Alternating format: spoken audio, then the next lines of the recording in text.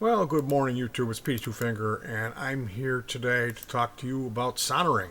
So this is a Vero board that I did last year, and this is what my soldering looks like. Here's a pair of identical boards that I did. Kind of look the same. Not the best picture. So I'm going to be talking about how I get these results and my love for the use of Plumbers Flux. So this is the type of flux. I have one of these. It's about this much left. And we paid $8 for it. I think I got it in 2005. Now, typically, when you hear about flux, you'll think of this type of thing. 2 ounces for $10. Here is 16 ounces for $10. And that's the reason why I picked this over this. Pros, techs, and experts will tell you never use this. Okay? Now, part of the magic is that I remove the flux. I don't leave it sitting on the board. And we'll talk about that. This stuff, I've got some jars of liquid flux, and I don't use it. I tried putting it in a syringe. It's just messy. And to me, it didn't work as well as this. This is the stuff. Now, initially, I had used what's called OT's Plumbers Flux, which you can't find that anymore. This company bought them out. OT Paste. There it is. So that's probably the same formula, but it's been bought out by this company. And they used to sell a tin. It was this size, like a 2-ounce tin,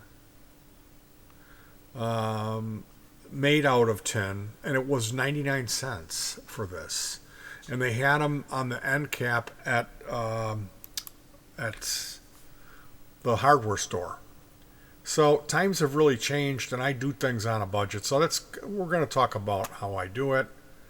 And I got to let you know before we start with this that it's not recommended to do it this way. They claim that there's too much acid in this. See, there's something called wetting action. Soldering, wetting. And wetting is good. Solder wetting is the part of the process in which the metal in the solder bonds with the metal on the printed circuit board.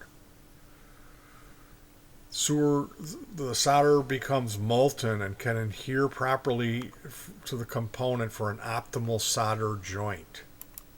Okay, so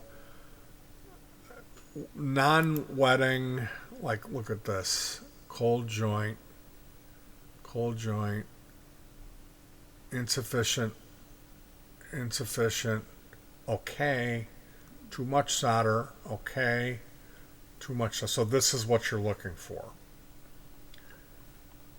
That's a good. Well, wait. Maybe that's not good. No good. No good.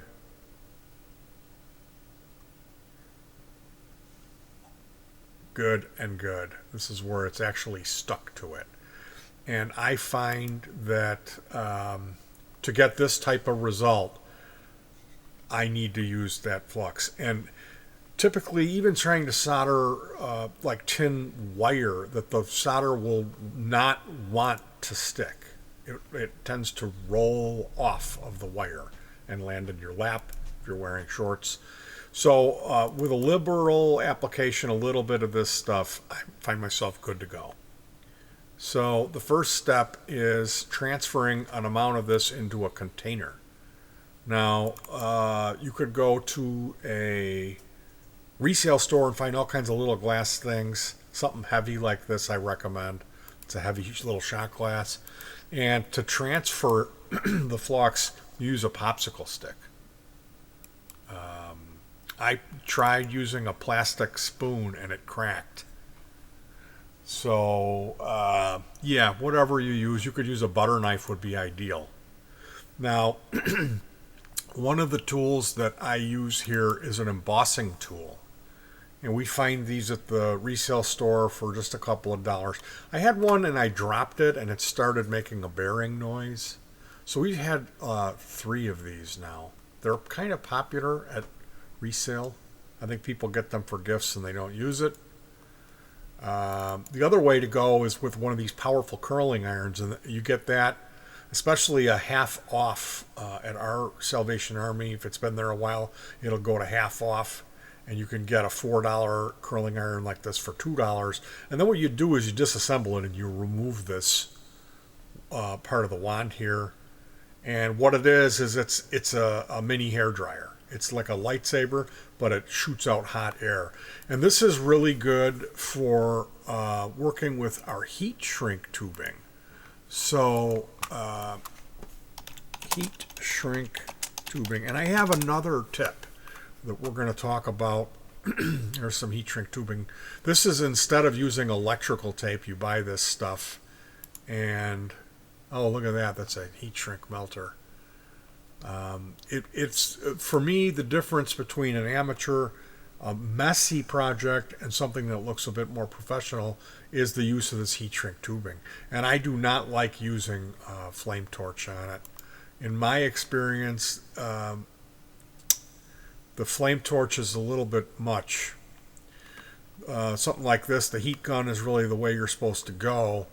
And for me, that gun is a little bit large, so I prefer using one of these embossing tools. Now, if you can't find one of those, or if you're impatient and you don't want to go back to the resale store, when you go there and you don't find your embossing tool, take a look. They might have one of these, and these work really well. They really do. And I'll tell you what, if you do resale shopping, what you'll find is when you come home with a dozen items and they all have those sticky price tags, well, you grab a razor. I prefer the triangle blade, like a carpet cutter.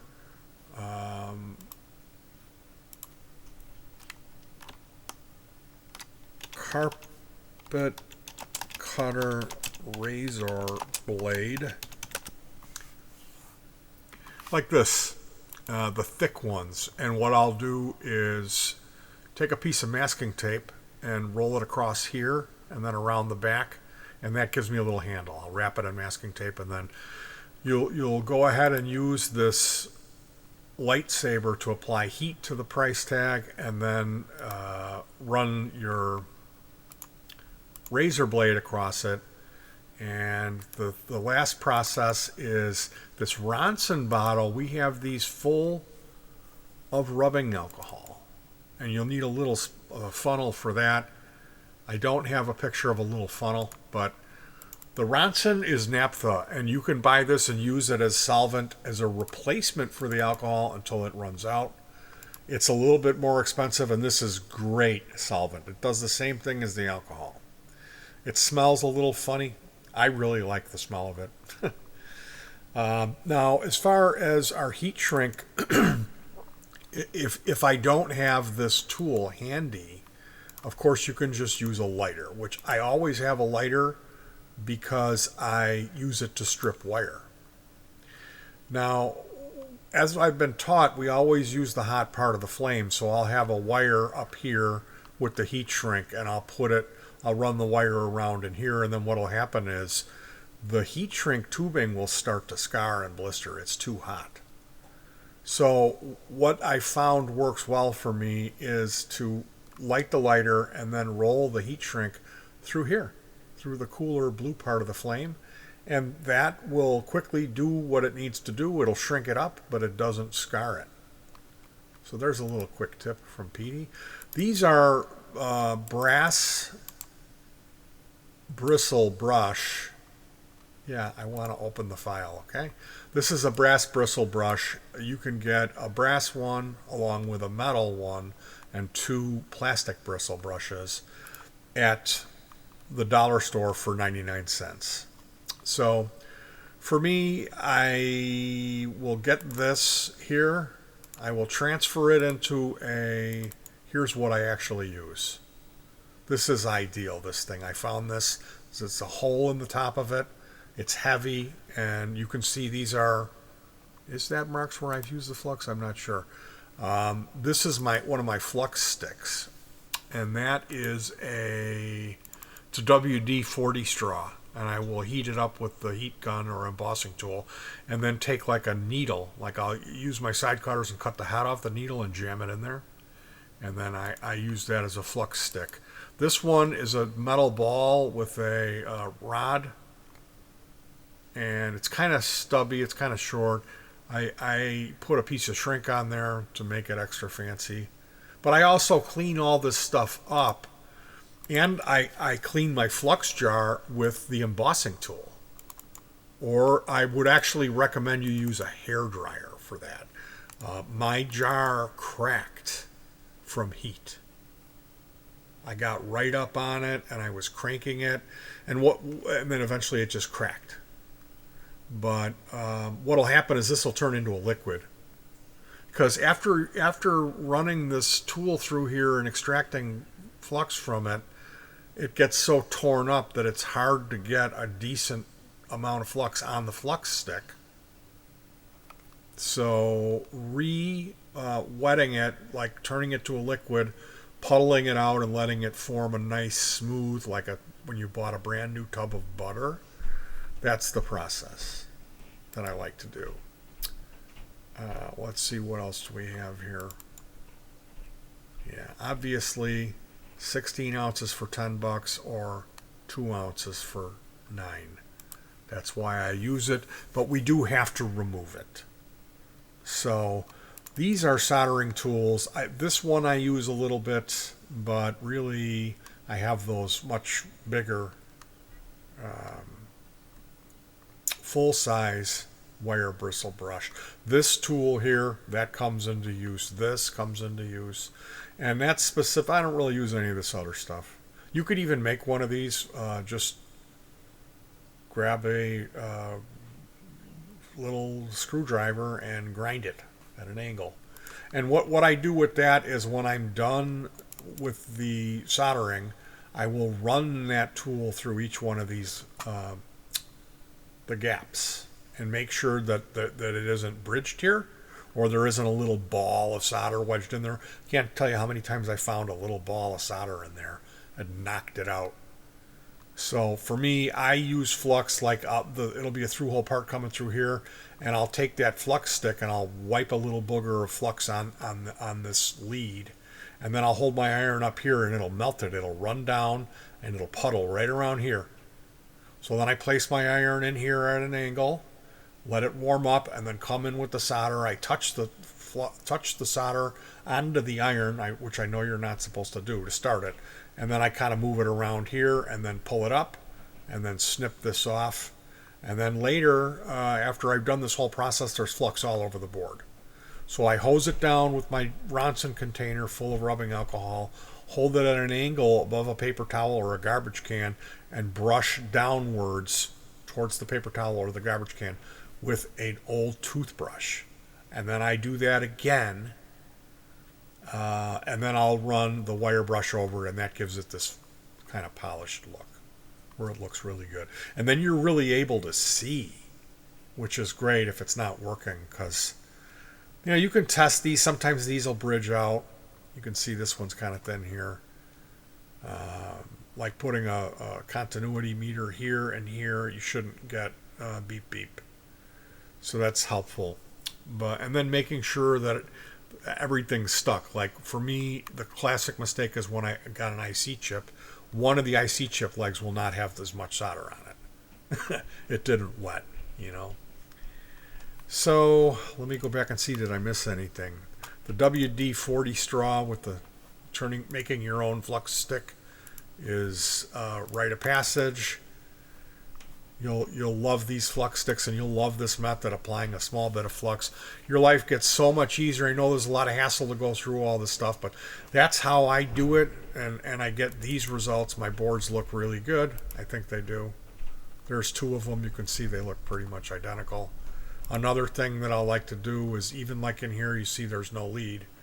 There's no parts inserted in these holes, but I've soldered over it anyway, just to make it nice and thick.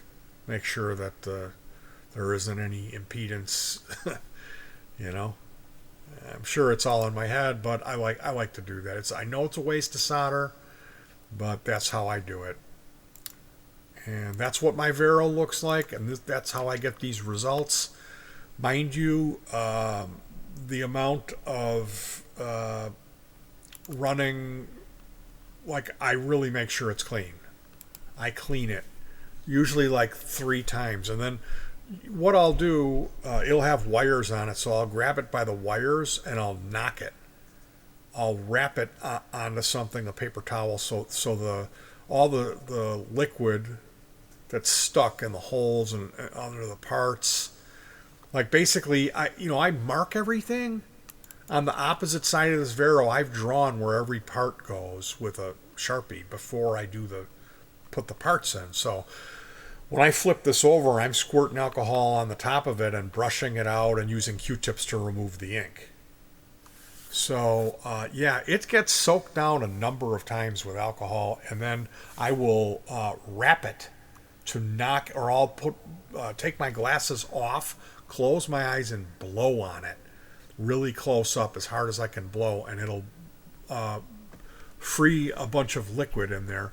And then you can either take your embossing tool or your curling iron, or if you have a space heater running like I do, and accelerate the process of evaporating that liquid and make sure it's dry before you hook it up to your test rig. So I hope you enjoyed that. I'm going to come back and make a video about my test rig in a second, so tune in for that and leave a comment.